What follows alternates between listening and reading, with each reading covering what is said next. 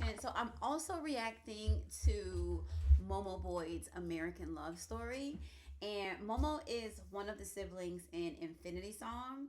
I actually really love Infinity Song. They're one of my favorite groups. I love the funny thing is I remember seeing on The Voice one time John Legend was like, "Oh, I love family groups. I love family harmonies." And I had never really thought about it before until he said it, and then I was like, "Oh, you know what? I think I do too."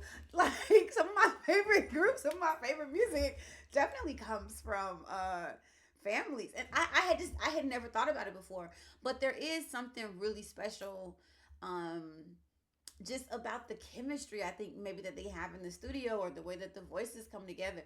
Now here the thing is, I love also non-family harmony, so I'm not saying it's necessary at all.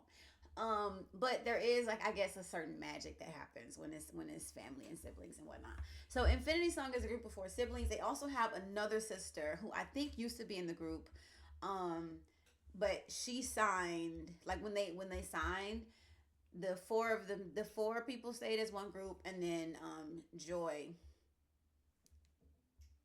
or Victory. Oh my gosh, this is embarrassing. And I actually hate when people come on videos and don't have their facts right. But I didn't. It's Victory, Victory Boyd. I'm certain of it, but I'm gonna check. I like to be factual.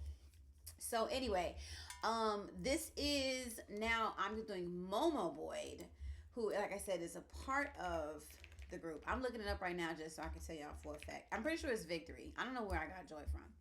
Yeah, it's Victory. I was tripping. I was tripping. I knew that it was Victory, and for some reason, I just didn't. I don't know. I knew it was Victory. Oh, you know who I was thinking of? I was thinking of Joy Olugian, I think her name is. I know what happened. Okay, I'm not crazy. I'm not crazy. There's another. It's like a acoustic singer songwriter type of lady, Joy. That's who I was thinking of. But Victory Boyd also does fantastic music. Um, and I have to look and see if she has like an album or something that, because I do want to make my reactions authentic. So I'm gonna try not to do stuff that I've listened to already. So I need to look at Joy and see if she's got any projects that I haven't heard, whether it's songs or albums or EPs. Because I would love. I just said Joy again. Oh my gosh, y'all! It's late and I'm tired. Sorry, Victory. I love you, Victory, and I know your name. But I need to look and see if Victory has stuff I haven't listened to, so I can actually hear it for the first time on the channel. But um, we'll give Victory her moment when it's her video. Right now, it's Momo's video. It's Momo's moment. It's Momo's time. And this video is interesting because I'm not coming into this totally fresh. There was some discourse on the Bird app recently because a lot of people had an issue with the aesthetic of the video, that she's doing a vintage Americana aesthetic, and some people have very limited imaginations about black people, black American people, and I guess and black people have these same limited imaginations. It's not just non-black people, but a lot of people have a very limited imagination in terms of what black American people should have access to. So there was a huge discussion, and because somebody had shared like a really short clip, and from the clip, all of these thoughts and opinions and think pieces and whatnot, and like, as these things do, a conversation about a 15-20 second clip of a song devolved into like imperialism and colonialism and like black people's embracing of the imperialist flag, and it's like, y'all, like, let's listen to the song first before we even comment. And it's like, I don't know, so it like really kills me because I don't know if people understand this, but black people were in the United States in the 1970s and the 1960s. So referencing like Diana Ross was glamorous in the 1970s. So like 70s glam does not have to mean that you are mimicking white people. And Momo did share some of her reference images after the discussion started, and lo and behold, Diana Ross was one of them. None of her reference images were white people. So I think that people sometimes forget that black people have had their own things going on in the US since the onset, and that all of our references are not non-black people. So, without further ado, like, comment, subscribe, share, and let's watch Momo. I'm actually really excited. I'm so excited. Okay, so let's see what she's talking about. Okay. Oh, ooh, pretty, pretty, pretty, pretty. Oh, and I love this guitar. What's wrong with my love that you choose to give it up? Ooh, that was so pretty. Oh, that was so pretty. So, first of all, when it comes to me, guitars are Chico. I love strings. I am a string lady. Like, bad.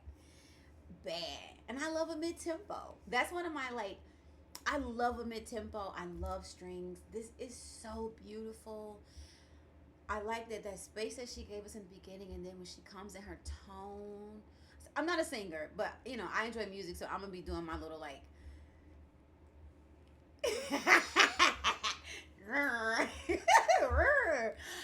I'm not gonna sound like Momo. Momo's Momo. Shy is shy. But what? When she came in, just like easing into the song, not like just letting the music sit, letting herself come in real like slow, and then she says, "What's wrong with my love?" It's like, oh, this is beautiful. I'm gonna go back to when she first comes in. I need to hear that again. I need to hear that again. This is gorgeous. And I love this opening shot of her singing. That's so interesting. I think, oh, it's beautiful. I love a lens flare. Oh. What's wrong with my love that you choose to give it up? Baby, what's wrong with my love that you choose to give it up? Ooh, Momo, let's talk about it, Momo. My girl went in the studio and did some singing. And what's the matter with my heart? You decide it's not enough.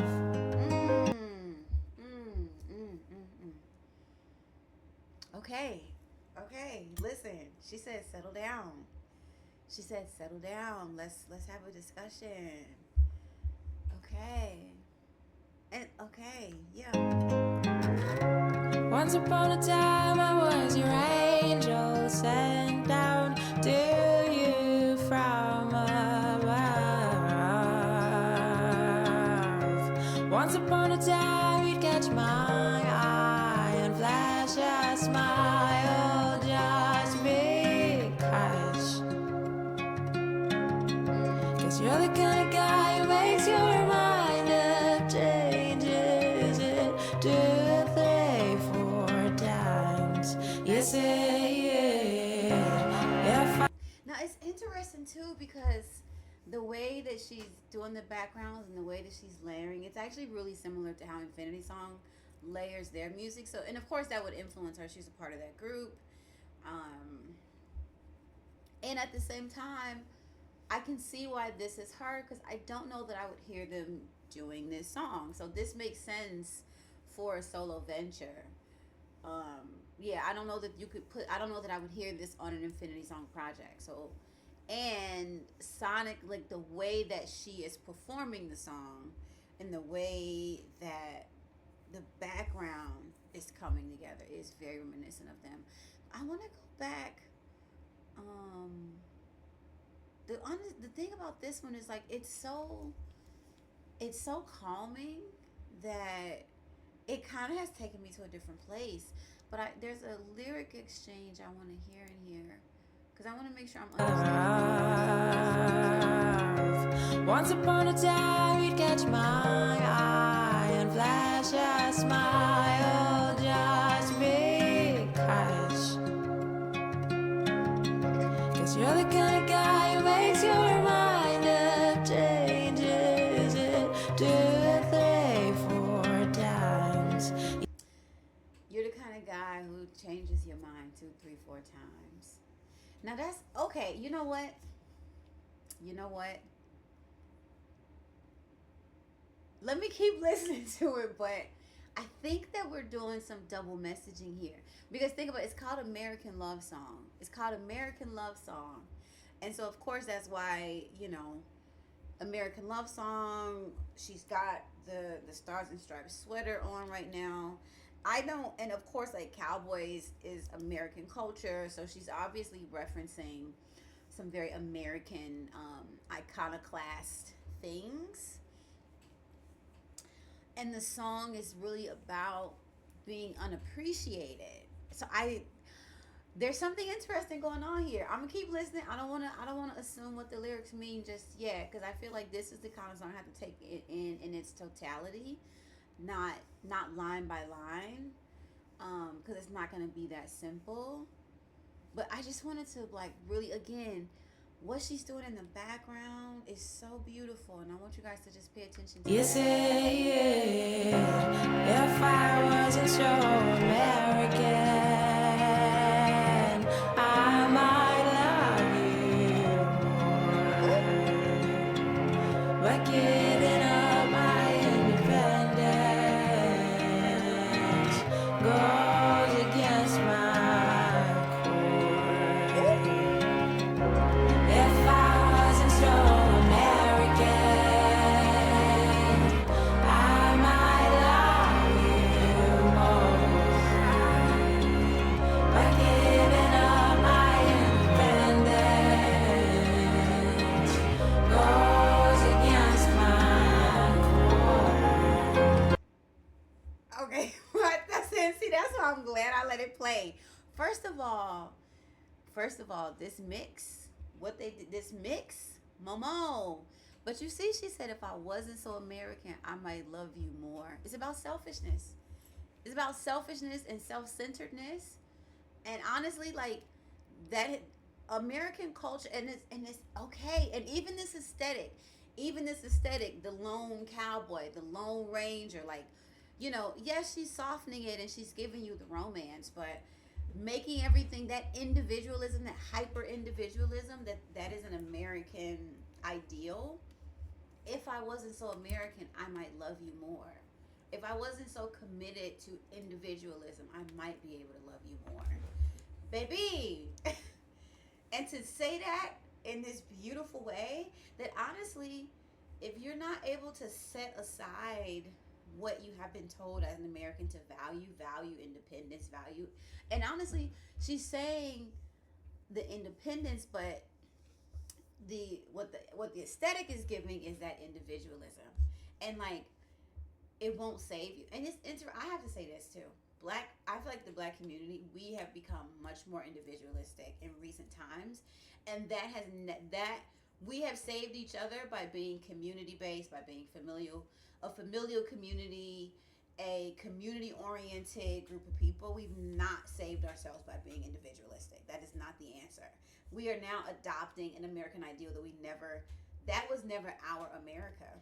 And so making that our America, I might be able to love you more if you weren't so American. Ooh, Momo! Love is a privilege, not a right. Sometimes you just don't get back twice. We all want the next best thing. All of the brave and all the free. Love is a privilege, not a right. We all want the next best thing. Baby, Momo. Love is a privilege.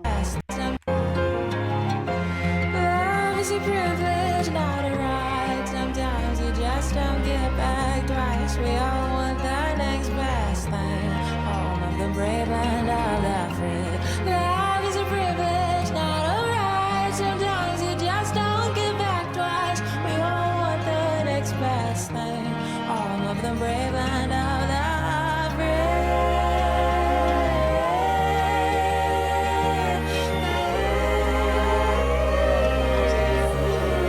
I want to sing so bad because I want to do those that airiness in the back with her.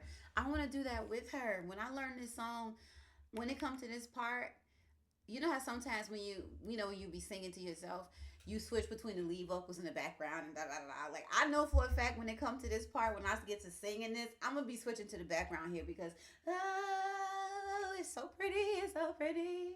Love is a privilege, not a right. Oh, come on.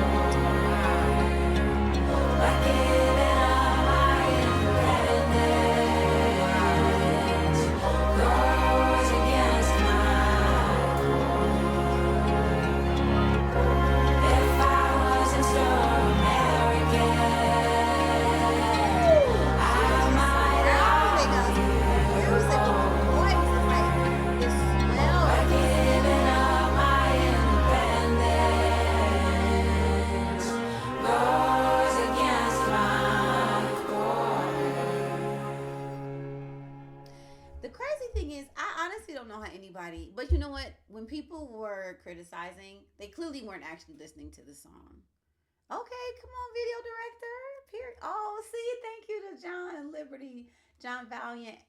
Okay, I missed some of the things, but oh, that was beautiful, beautiful. Oh my gosh. And yeah, I know for a fact, I can tell you for a fact, people were not listening to the song. They hadn't listened to it. They saw the aesthetic and were like, "Oh, um, what are they like? What was they saying? What is it? I'm drawing a blank because I'm kind of tired. But what is it when you try to? Oh my gosh, it's a whole word, and it means when you are trying to convince the public of something and you use media to brainwash them. And this is like a very common word. I'm actually really upset that I'm forgetting it right now, but I'm just tired. But they were accusing her of that and all of these really weird ideas. Listen, first of all, I hope that it made people go watch the song because they need to. They need to watch the video is gorgeous. And also too, if you notice, like when she's running and she's got the flag on and she's got this big old smile on her face, like, and they keep cutting to that. They cut to that run with the stars and stripes sweater. They cut to that a lot when she's like, but going against my independence, but giving up my independence is against my core. But she's happy, like she looks happy and joyful in those moments, but she's alone. And she doesn't want to be alone. That's what the song is expressing, that in the verses and stuff. Like she wants to not be alone. She wants to have this connection, but she can't give up her independence. She can't give up her individualism. So loving with American ideals is gonna stop you from having the love and the life that you want. Momo, talk to me, Momo. Sing to me. Sing to me, Momo. Sing to me, Momo. Okay. Yeah. I'm gonna listen to this again. It's so pretty. And it's crazy because she is talking to us, but it's so beautiful with the way the song builds. The music really actually doesn't change a lot, but it's her voice. She's building the drama in the song with her voice because the voice is an instrument. So the extra instrument in the song is her voice, and she uses it beautifully. And then I think that we use the video to really relay the message of the song even more. The like hitting you hard with this very specific Americana aesthetic is really laying in that message a whole lot more. Like we all gotta open up, guys. The American love song, it doesn't end pretty. But Momo sang it so pretty. Okay, I'm gonna pack it up. Like, please, comment, please, subscribe, please, and share, please. I'm a new channel, but I'm here. I'm here, y'all. I'm here. We're gonna do this, okay? And I'm getting more excited about like being able to just present things on the channel. So this is Rosa's Concrete and Culture. I am the Shy Butterfly. We just watched Momo Boyd American Love Song. Go listen to it. Go watch her video. I'm gonna make sure I link it in my description. And you should check out some Infinity Song music too, as well as their sister Victory. Okay, I'm gonna holler at y'all later.